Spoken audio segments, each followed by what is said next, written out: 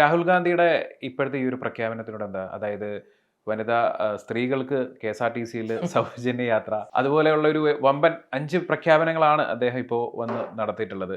ശരിക്കും അതൊരു അഥവാ കോൺഗ്രസ് കേറിയാൽ തന്നെയും ഒരു പ്രാക്ടിക്കലി അത് അപ്ലിക്കബിൾ ആണോ? അത് നടക്കുമോ? അത് അല്ല, അത് സത്യത്തിൽ അതിനെ വളരെ കൃത്യമായി രാഹുലിനെ വിലയിരുത്തി നമ്മുടെ മോദിജി പറഞ്ഞിട്ടില്ല. ബാലക ബുദ്ധി എന്ന് പറഞ്ഞത് കൃത്യമാണ്.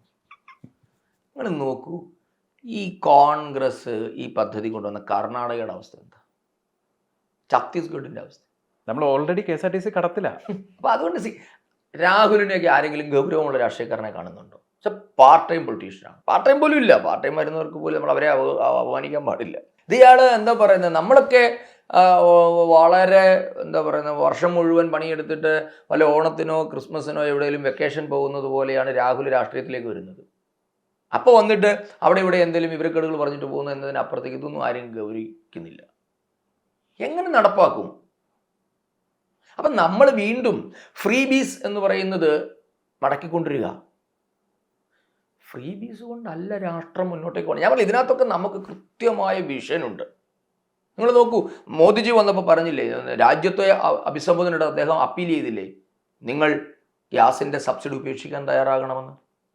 ഇന്ത്യ മഹാരാജ്യത്ത് അംബാനിക്കും അദാനിക്കും ഗ്യാസിൻ്റെ സബ്സിഡി ഉണ്ടായിരുന്നു ഇല്ലേ? എന്തിനാണ് അവർക്ക് ഗ്യാസിൻ്റെ സബ്സിഡി കൊടുത്തത്? അപ്പോൾ ഇത് ഒരു വിഷണറി വന്നപ്പോൾ അദ്ദേഹം ആവശ്യപ്പെട്ടു. കോടിക്കണക്കിന് മനുഷ്യർ സ്വമേധ വോളണ്ടിയർലി അവരുടെ ഗ്യാസ് സബ്സിഡി ഉപേക്ഷിച്ചില്ലേ?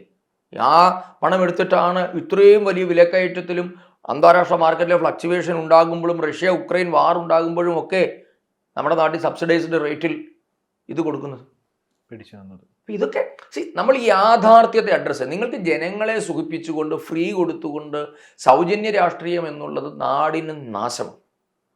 അവിടെയല്ല, നിങ്ങൾ ജനങ്ങളെ എംപവർ ചെയ്യാണ് വേണ്ടത്, എൻറിച്ച് ചെയ്യാണ് വേണ്ടത്. അവനെ അതിനെ കേപ്പബിൾ ആക്കുകയാണ്.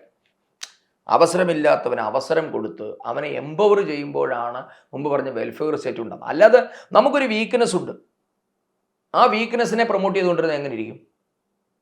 അവനെന്നും ആ വീക്ക്നെസ്സിൽ തന്നെ കിടക്കുള്ളൂ അല്ലേ? നിങ്ങളുടെ വീക്ക്നെസ്സിനെ ഞാൻ അതിജീവിക്കാനുള്ള മാർഗം കാണിച്ചു കൊടുക്കലാണ് സ്റ്റേറ്റ്സ്മാൻ്റെ കടമ. അതാണ് ഇപ്പോൾ മോദിജിയും BJPയും ചെയ്തുകൊണ്ടിരിക്കുന്നത്. അതുകൊണ്ടാണ് ഞങ്ങൾ പറയുന്നത്, ഞങ്ങളുടെ പൊളിറ്റിക്സ് ഒന്നും ഇലക്ഷൻ ഓറിയൻറ്റഡ് അല്ല. ഞങ്ങൾ 5 വർഷ രാഷ്ട്രീയത്തിൻ്റെ ആൾക്കാരല്ല.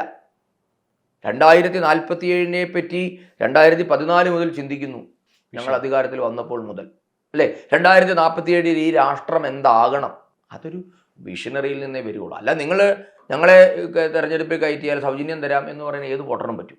അത് രാഷ്ട്രീയമല്ല.